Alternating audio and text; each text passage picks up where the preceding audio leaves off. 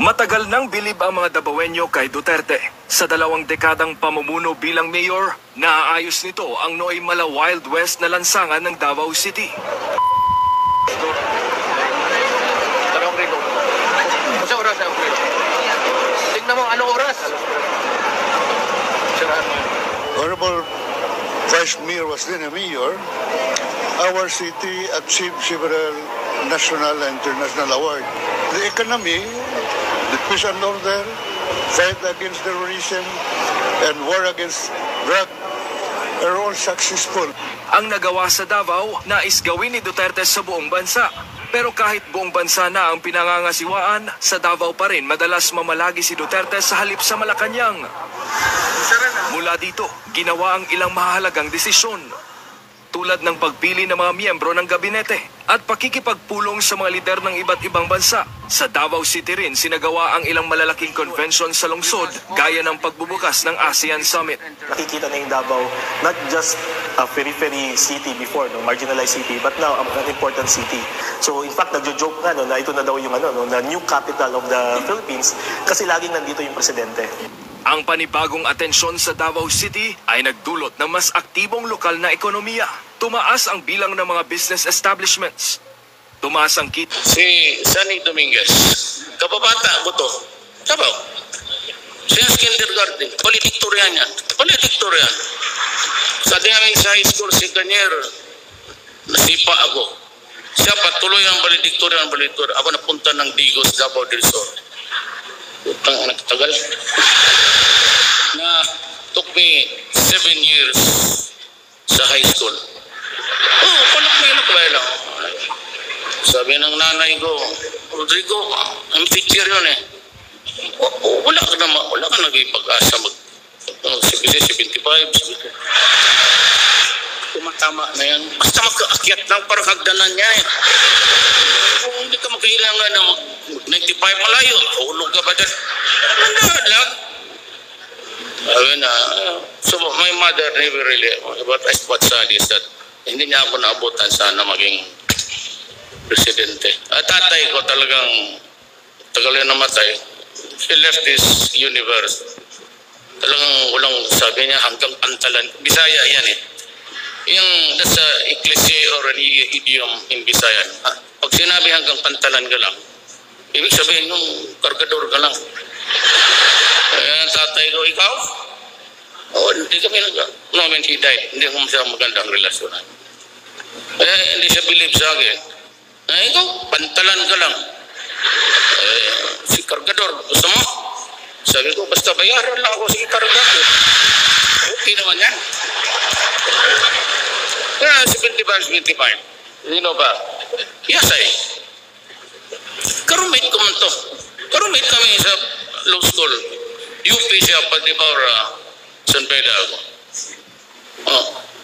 Bright. Doresa.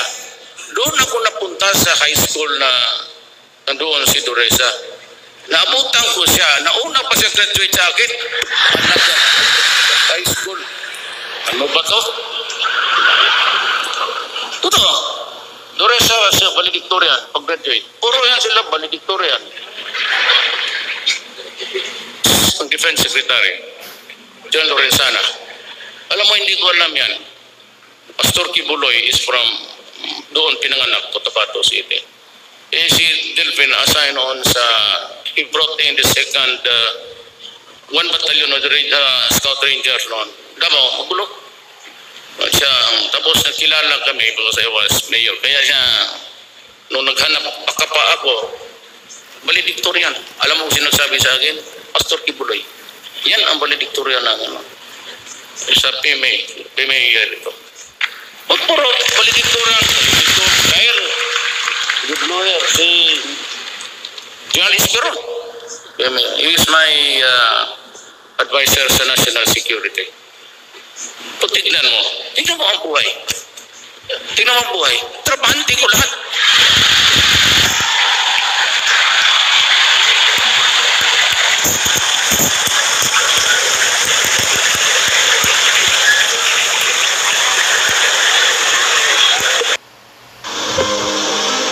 High school tayo. heard that Abu bin Adem? Isang noon sa desierto. Wala pa naman yung Arab-Arab, no? Wala pa yung mga Jojo, but yung away ng, yung sila Moses, gano'n. Ito si Abu bin Adem, awoke one night. Nagising siya with the blinding lights. Tingin si Abino. Kita siya ng isang angel. May daladalang tablet na kaganon. Tapos sabi ni Abu bin Adem, sino ka? Sabi niya, angel ako. Nagpapasyal ako gabi-gabi. Para lang makilala kayong lahat dito. Nakaganon yung angel eh. Ano yung hawak-hawak mo sa Abu bin Adem? Sabi niya, ito yung listahan ng mga tao nagdamahal ng Diyos. Sabi niya, ano? Sabi niya, Abu bin Adem, nagmamahal man ako ang Diyos. Nandyan ang pangalan ko. Tapos sabi ng angel, sandali ha. Ano yung tablet binasa niya?